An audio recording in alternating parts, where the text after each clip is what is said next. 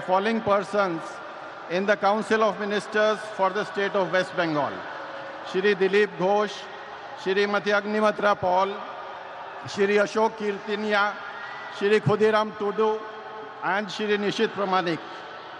May I now request Shri Dilip Ghosh, Honorable Minister Designate, to write and take oath before the Honorable Governor.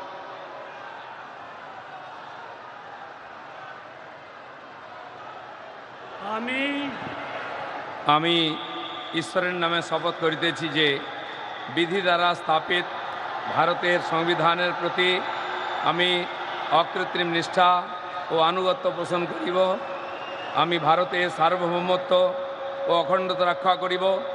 Paschimbanga রাজ্যের মন্ত্রীরূপে আমার কর্তব্যসমূহ নিষ্ঠাপূর্বক এবং বিবেকসম্মতভাবে নির্বাহ করিব এবং ভয় বা পক্ষপাত প্রীতি বা বিদ্বেষ রহিত হইয়া সকল শ্রেণীর জনগণের প্রতি সংবিধান ও বিধি অনুসারে ন্যায়াচরণ করিব।